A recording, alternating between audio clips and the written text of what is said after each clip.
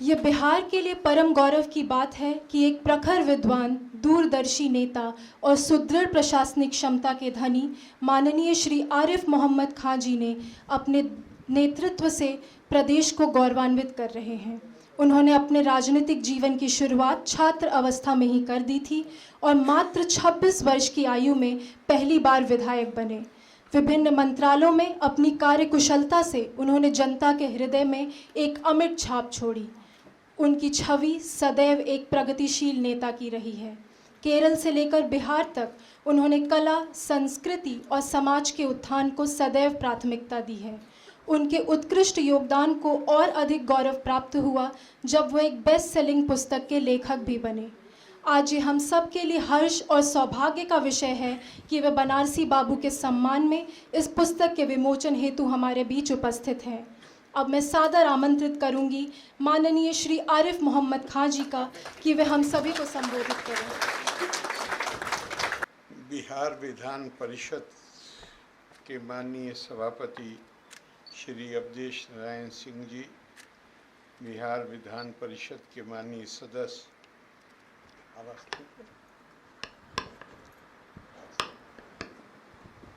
सदस्य डॉक्टर समीर कुमार सिंह जी,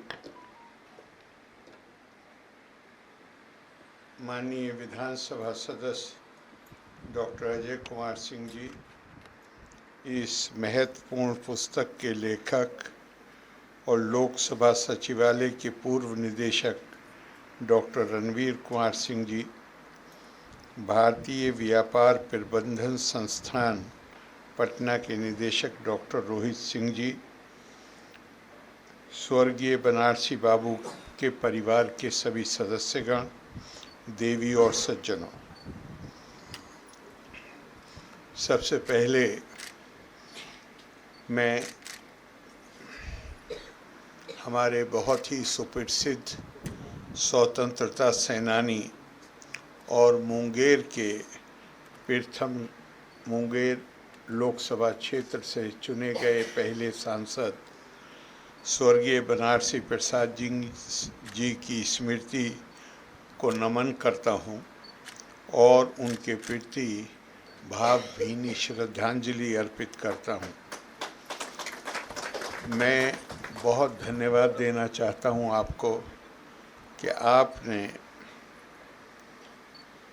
बिहार की इस विभूति के व्यक्तित्व और उनके कामों पर आधारित पुस्तक, जिसका संकलन डॉक्टर साहब ने, रणवीर जी ने किया है, उसके विमोचन के लिए आपने मुझे आमंत्रित किया।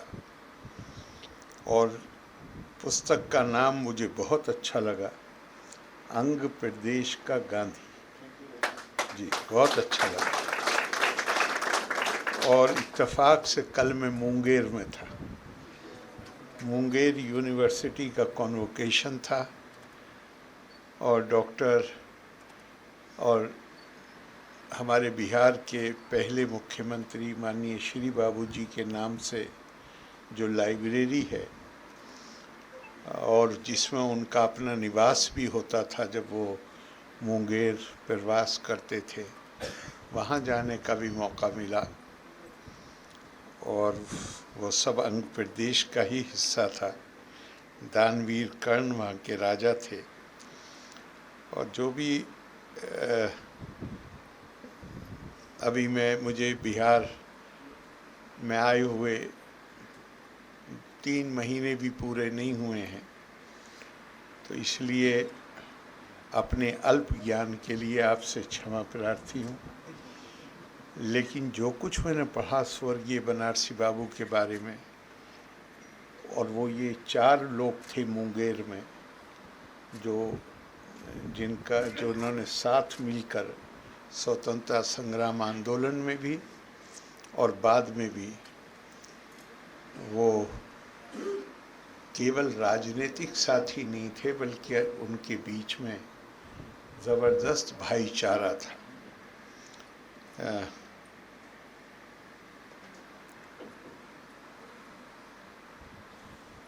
स्वर्गीय बनारसी बाबू 5 बार 1921 में, 1930 में, 32 में, 40 में और 42 में उन्होंने जेल यात्राएं की। स्वतंत्रता संग्राम सेनानियों को गिरफ्तार किया जाता था, उत्पीड़न किया जाता था, उसके वो शिकार बने। और जैसा मैं पहले कह रहा था कि वो बहुत अच्छे वक्ता भी थे और उसके साथ साथ उनकी रुचि पत्रकारिता में भी थी, युवा अवस्था से ही। 1942 में मुझे बताया गया कि वो राष्ट्रवाणी पत्रिका के प्रबंधक निदेशक बने और आगे चलकर नवशक्ति के भी प्रबंध निदेशक बने। ये आपको बता ही दिया गया कि कैसे उन्होंने और विभूति मिश्र जी ने बाबू जगजीवन राम जी को की अनुशंसा करके उनको मंत्रिमंडल में शामिल कराया।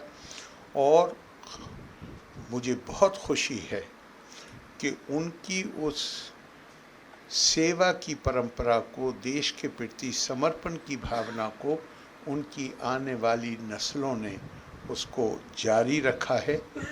उनके पुत्र कैबिनेट मिनिस्टर थे और वो कैबिनेट मिनिस्टर के नाते नहीं बल्कि उनका जो योगदान है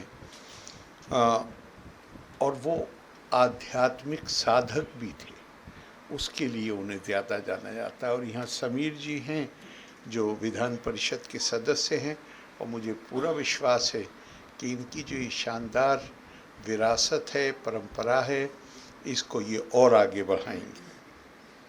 मैं परिवार के प्रति अपनी बहुत शुभकामनाएं देता हूँ। और बिटिया कहाँ गई बिटिया? मुझे बहुत खुशी हुई कि ये टिस में हो बेटा, वे टिस में। और क्या है सब्जेक्ट बेटा? मूसाहार कम्युनिटी, मूसाहार समाज के विकास के प्रश्नों को लेकर ये शोध कार्य कर रही हैं, तो मैं इनको भी अपनी बहुत शुभकामनाएं देता हूँ। आज हम कल बिहार दिवस था और जो कार्यक्रम हैं वो 3 दिन चलेंगे, कल तक चलेंगे 24 तारीख तक। आज शहीद आज़म भगत सिंह का भी जन्म दिवस है। आज हमारे एक दूसरे राजनेता भी थे, लेकिन उससे ज़्यादा महत्वपूर्ण है, स्वतंत्रता संग्राम सेनानी थे डॉक्टर लोहिया, उनका भी आज जन्मदिन है। तो मैं अपने आप से ये प्रश्न करता हूँ कि ये लोग, ये जो हंसते हंसते फांसी के फंदे पे चढ़ गए और भगत सिंह जी का पढ़िए तो अपने परिवार को मिलने आने से भी मना कर दिया जेल में, कि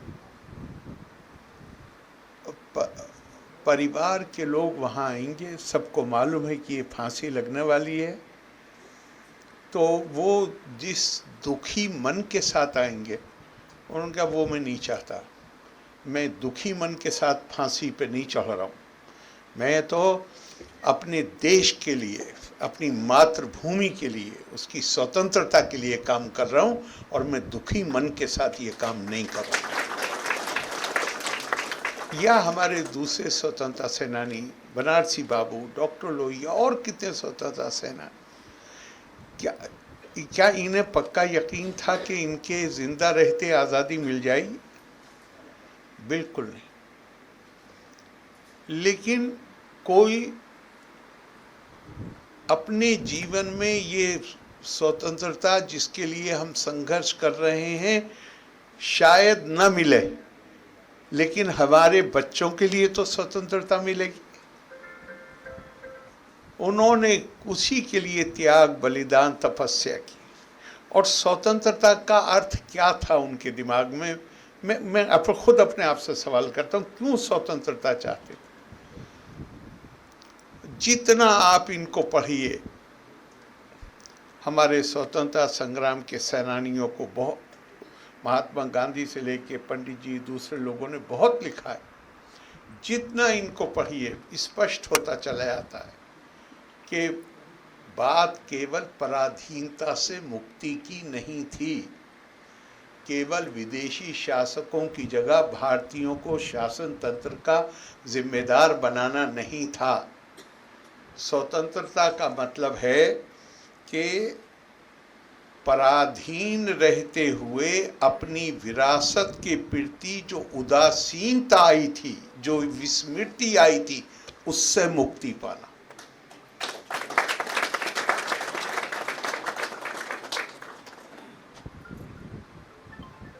और ये बहुत मेरे नज़दीक बहुत ही महत्वपूर्ण है। कल मैं मुंगेर में यही बात की मैंने। बिहार दिवस है, क्या केवल सांस्कृतिक कार्यक्रम मना कर देने से बिहार दिवस मनाने का काम पूरा हो जाएगा? नहीं। एक लंबे समय तक बिहार, ये क्षेत्र भारत की केवल राजनीतिक नहीं, सांस्कृतिक आध्यात्मिक राजधानी रहा है, प्रज्ञा और बुद्धिमत्ता का केंद्र रहा है। अगर हम अपनी उस विरासत का बोध न करें, उस विरासत को दोबारा जिंदा करने की कोशिश न करें, तो हम वास्तव में फिर बिहार दिवस मनाने का कोई बहुत अर्थ नहीं रह जाता है। बिल्कुल ताली मत बजाइए। ताली में मुझे डर ये लगता है कि जोश बढ़ जाता है और होश कम हो जाता है। मैं आपसे चाहता हूं, जो मैं आज कह रहा हूं इसको गौर करिएगा, इस पे दिमाग लगाइए थोड़ा। बिहार पिछड़ा हुआ प्रदेश है, सालों से बीमारू राज्यों में एक है। और जो बिहारी बिहार के बाहर हैं, उनमें कोई आपको बीमारू नजर आता है? सब समृद्ध है, किसी भी दूसरे के मुकाबले में किसी प्रतिस्पर्धा में वो आगे हैं। कल ही मुझे बताया गया कि प्रशासनिक सेवाओं में देश की आबादी तो 1 अरब 40 करोड़ से ज़्यादा है। बिहार की कितनी है जी? तो कितने प्रतिशत हुई देश की आबादी? हुआ 10% से हर 10 में एक प्रशासनिक अधिकारी बिहार का है। अगर हम पिछड़े हुए हैं तो फिर ऐसा क्यों है? पंजाब में चले जाइए आप, जो पंजाब, हरियाणा, वेस्टर्न यूपी, जो भारत का अन्न, खासतौर से गेहूं पैदा करने का मुख्य, पूरे देश के लिए गेहूं पैदा होता है। आज की तारीख में नहीं, पिछले कई दशकों से सारी कृषि का काम बिहार के लोग और थोड़े से पूर्वी उत्तर प्रदेश के लोग, जिसमें मेरा पुराना चुनाव क्षेत्र बहराइच भी शामिल है, वो लोग कर रहे हैं। और अब मुझे बताया गया है कि वो केवल मजदूर नहीं है, अब बड़ी तादाद में कॉन्ट्रैक्ट पे खेत लेकर, ज़मीनें लेकर खेती कर रहे हैं। यहाँ कहीं से भी, कश्मीर से लेकर कन्याकुमारी तक कोई जगह नहीं जहाँ बिहारी ना। अब इस बिहारी की पहचान कश्मीर से लेकर कन्याकुमारी तक क्या है? आप किसी समुदाय के हों और किसी जाति के हों, कश्मीर वाला आपको क्या कह के पुकारता है? बिहारी। केरला वाला क्या कहता है? बिहारी। बम्बई में मैं 2 तारीख को यहाँ ओथली, जनवरी को 5 को बम्बई में था। लोगों ने मुझसे पूछा कि केरला और बिहार में क्या फ़र्क लग रहा है। मैं क्या फ़र्क तो अभी नहीं बता सकता, मैं समानता बता सकता हूँ। तो उन्होंने कहा समानता क्या है? मैं क्या, दुनिया का स्वास्थ्य हेल्थ सिस्टम केरला के बगैर नहीं चल सकता और भारत में किसी जगह भी काम बगैर बिहारी के नहीं चल सकता। मैंने कहा आप बताइए, बम्बई वालों से मैंने पूछा, मैंने कहा आप बताइए अगर कल को हम बिहारी यहाँ से चले जाएं तो आप चला लेंगे बम्बई को? ईमानदारी से उनका नहीं चला पाएंगे। क्या समानता बता सकते। अब ये गौर करने की बात है, जहाँ यहाँ से गए लोग, उनकी पहचान बिहारी है, वहाँ वो शानदार काम करते हैं। बिहार में आपको कोई बिहारी मिलता है? ईमानदारी से बताइएगा। बिहार में हम या तो इस संप्रदाय के हैं या उस संप्रदाय के हैं, इस जाति के हैं या उस जाति के हैं। बिहार में हम बिहारी नहीं है, बाकी सब जगह बिहारी।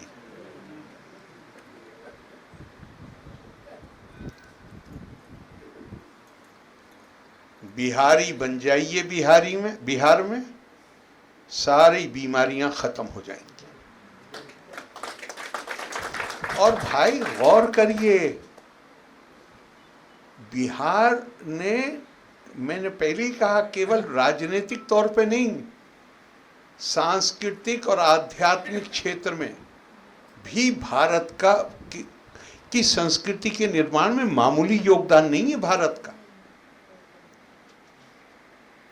भारतीय संस्कृति का क्या दृष्टिकोण है इस मामले में? मैं ये अभी आपने फोटो दिखाया, कितने साल पहले का सर? 86। हम कब गए थे आपके यहाँ? 88 में। अच्छा, अब मैं आपसे पूछता हूँ, ये मेरा चित्र है, मैं ये हूँ जो इसमें नजर आ रहा हूँ? 2-4 बाल यहाँ सफेद थे इस जगह, मैं तो अब वो हूं नहीं जो इस चित्र में नजर आ रहा हूं। इसी को भारतीय संस्कृति ने कहा, श्लोकार्धेन प्रवक्ष्यामि यदावन्ता ग्रंथा कोटिशः ब्रह्म सत्यम जगत मिथ्या जीवो ब्रह्मेवा नापरः। आदि शंकर ने कहा, जो परिवर्तनशील चीज है वो मिथ्या है। कहा जगत जो है ये मिथ्या, ये नहीं कहा असत्य है, असत नहीं कहा है। असत में और मिथ्या में फर्क है। कहा ब्रह्म अकेला सत्य है, ब्रह्म के अलावा जो कुछ भी है वो मिथ्या है। मिथ्या उन्होंने किस चीज को कहा? जो अपनी स्थिति पर, जो कल की स्थिति थी वो आज ना हो, जो आज की स्थिति है वो कल नहीं रहेगी। तो जो स्थिति बदल रही है वो मैं कैसे हो सकता हूं? वो चीज मेरी पहचान कैसे हो सकती है? अगर मेरी पहचान ये है 1986 में, तो फिर ये व्यक्ति तो आज नहीं है। आज तो जो व्यक्ति आपके सामने खड़ा उसके सारे बाल सफेद। तो ये मेरी पहचान कैसे बनेगा 86 का फोटो? भारत के चिंतक, थॉट लीडर्स, ऋषि मुनि, उन्हें किसी प्रश्न ने परेशान किया तो यही था कि मैं कौन हूं। अपने आप को जानने के लिए जब आदि शंकर कम उम्री में निकले केरला से और नर्मदा की जिस गुरु को ढूंढ रहे थे वो उन्हें नर्मदा के किनारे मिल गए और उन्हीं से उनका पता पूछा, तो उन्होंने देखा कि बहुत ही कम उम्र का लड़का, तो उससे उन्होंने पूछा तुम कौन हो? ये बताने से पहले कि मैं ही हूं जिसको तुम ढूंढ रहे हो, उन्होंने पूछा तुम कौन हो? तो कहा यही जानने के लिए तो गुरु को ढूंढ रहा हूं। और फिर उस कम उम्री में उन्होंने एक 6 श्लोक का निर्वाण शतकम, एक एक श्लोक पढ़िए, आदमी घंटों उसके बारे में सोचता ही रहता है। तुम कौन हो इसका जवाब देते हैं, मनोबुद्ध अहंकार चित्तानि नाहम न चा श्रोत्र जीवे न चा घ्राण नेत्रे न चा व्योम भूमि न तेजो न वायु चिदानंद रूपा शिवो हम शिवो। मैं मन नहीं, मैं बुद्धि नहीं, मैं अहंकार नहीं, मैं कान नहीं, मैं नाक नहीं, मैं आंख नहीं, मैं व्योम नहीं, मैं भूमि नहीं, मैं कुछ भी नहीं। फिर तुम क्या हो? मैं आत्मा हूं और आत्मा है चिदानंद रूपा शिवोहम शिवो। जिस देश की संस्कृति इस शरीर को भी पहचान का माध्यम ना मानती हो, वो कहते ये शरीर तुम्हारी पहचान का, ये है वास्तविकता है। लेकिन ये भौतिक वास्तविकता है, ये तुम्हारी असल वास्तविकता नहीं है। हमने विभिन्नता का, अनेकता का, इस संस्कृति ने उसका सम्मान करना सिखाया है, उसको स्वीकार करना सिखाया। लेकिन उसके साथ में एक बात कह दी जो गजब की बात है, मनसा एवा इदम आपता व्ययम नेहा नाना अस्ति किंचना मृत्योसा मृत्युं गच्छति या इहा नानेवा पश्यति। दिमाग से लगा कि ये बात समझो, आपता व्ययम के पहले तो कह दिया कि ये जो विविधता नजर आ रही है इसको स्वीकार करो, इसका सम्मान करो। सो कामा यथा बहुश्याम प्रजा ये थी, ये परमात्मा का फैसला है कि मैं अपनी प्रजा को पैदा करने के लिए बहुरूप हो जाऊं। तो हर किसी में परमात्मा को देखो, देहो देवालय प्रोक्तो जीवो देवा सदाशिव। ये परमात्मा का रूप है हर एक का, इसको स्वीकार करो, सम्मान करो। लेकिन साथ में क्या कह दिया कि चूंकि सब उसी एक स्रोत से पैदा हुए हैं, इसलिए इसकी वास्तविकता, जो वास्तविक इस अनेकता के पीछे छुपी हुई वास्तविक एकता को पहचानने की क्षमता अपने अंदर पैदा करो। उसका उद्देश्य क्या है? उसका उद्देश्य ये है जो स्वामी विवेकानंद ने कहा, उनका जीवन का उद्देश्य ज्ञान की प्राप्ति है, सुख की प्राप्ति नहीं। और ज्ञान का उद्देश्य क्या है? ज्ञान का उद्देश्य है सामने से नजर आने वाली विभिन्नता, अनेकता के पीछे छुपी हुई वास्तविक एकता को इंसान देख सके। ये है ज्ञान का असल उद्देश्य। हमारा काम ये नहीं है कि हम संप्रदाय के नाम पर, जाति के नाम पर दीवाने उठाएं। हमारा काम ये है कि हम उस पहचान का सम्मान करें, लेकिन सबके बीच जो छुपी हुई एकता है उस एकता को पहचानें और उसको मजबूत करें। और ये आपने नाम दिया है अंग प्रदेश के गांधी, यही नाम है। तो मेरे ख्याल से ये टाइम तो हो गया, लेकिन ये कहना जरूरी। अंग प्रदेश किस राजा के नाम से जाना जाता है? कर्ण। पैदा हुए तो माँ ने टोकरी में रख के नदी में बहा दिया। गुरु द्रोणाचार्य ने शिक्षा देने से मना कर दिया। परशुराम जी के पास पहुंच गए शिक्षा लेने, तो वो एक दिन शिक्षा तो दी उन्होंने, लेकिन एक दिन सो गए और कर्ण की टांग पर सर रखकर सो गए। उसकी टांग में किसी कीड़े ने काट लिया, खून बहुत बहा। और ये गुरु की निद्रा भंग न हो उसके लिए ये उस तकलीफ को सहते रहे। जब उठे वो, उन्होंने देखा इतना खून है, तो उन्होंने कहा भाई तुमने बताया क्यों नहीं? और तुम झूठ बोल रहे हो कि तुम अपनी जाति गलत बता रहे हो। इसी की जो जाति है तुम बता रहे हो, वो ये काटने के बाद बैठा रह ही नहीं सकता था।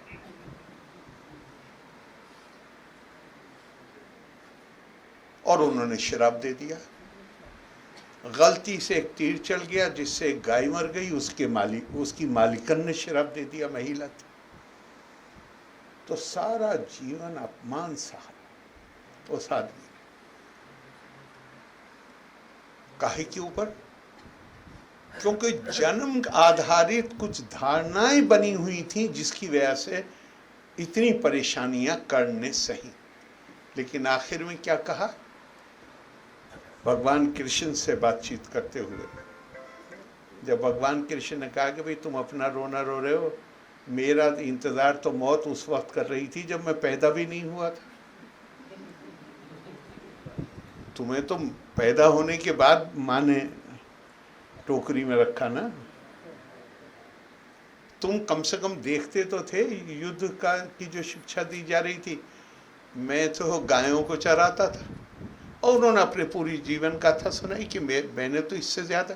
सारा मामला ये है कि जो भी परिस्थितियाँ, उन परिस्थितियाँ मेरे वश में नहीं है। परिस्थितियों का मुकाबला कैसे करना है ये मेरे वश में है। और इसका क्या असर हुआ, कर्ण ने ऐसी बात कही है जो आज के इस माहौल में जहां हम अपनी पहचान छोटी छोटी चीज़ों में अपनी पहचान बताते हैं, उससे हमें एक रास्ता निकल सकता है। अंग प्रदेश के गांधी की किताब के विमोचन के मौके पे वो अगर हम जानें और उससे हम शिक्षा ले सकें तो मैं समझता हूँ कि वो बड़ी उपलब्धि होगी। और कर्ण ने कहा, आखिर में कहा है सूतो व सूत पुत्रो वायो व कोवा भवाम्यहम देवा यत्तम कुले जन्मा मदा यत्तंतु पौरुषम। मैं सूत हूँ, सूत कहते हैं रथ चलाने वाले को, सूत कहते हैं कपड़ा बिनने वाले को। मैं चाहे वो हूँ, कपड़ा बिनने वाला हूँ, चाहे रथ चलाने वाला हूँ, या मैं कोई भी हूँ। मैं किस कुल में पैदा हुआ ये मैंने फैसला नहीं किया, ये देवों ने फैसला किया, ये किस्मत ने फैसला किया। लेकिन पैदाइश मेरी कहीं भी हुई हो, मैं अपने जीवन में क्या करूं, ये सब कुछ मेरे पुरुषार्थ पे निर्भर करता है।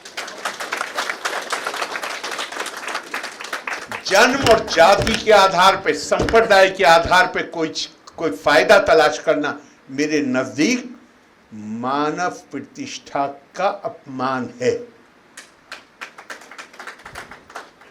हमारी समाज की ये जिम्मेदारी है कि जो कमजोर हैं, जो किसी तरह भी वंचित हैं,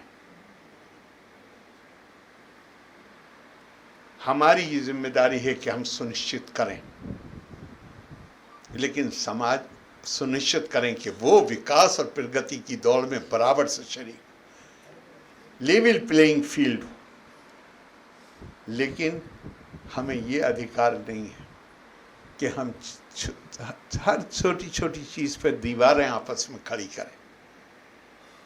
फिर तो जो मैंने कहा कि वो हमें वार्निंग दी गई है, हमारी संस्कृति हमें इसके लिए वार्निंग देती है कि जो कोई इस अनेकता को वास्तविक समझेगा, सम्मान करना है अनेकता का, स्वीकार करना है, लेकिन अगर उसके पीछे छुपी हुई वास्तविक एकता को नहीं देखेंगे तो क्या कहा, मृत्यु सा मृत्यु गच्छति, एक जन्म से दूसरे जन्म में चलते रहो, मोक्ष प्राप्त होने वाला नहीं है। तो ये हमारी सांस्कृतिक धरोहर है, हमें इसका बोध नहीं होना चाहिए। अगर इसका बोध हो जाएगा हमें, तो इतना टैलेंट है बिहार के अंदर, एक दूसरे की अगर टांग पकड़कर ना खींचें तो इतना टैलेंट है कि बिहार फिर अपने अतीत को दोहरा सकता है और फिर उसी जगह आसीन हो सकता है जहां बैठकर बिहार पूरे देश का नेतृत्व कर रहा था। लोका समस्ता सुखिनो भवन्तु। धन्यवाद। जय हिंद।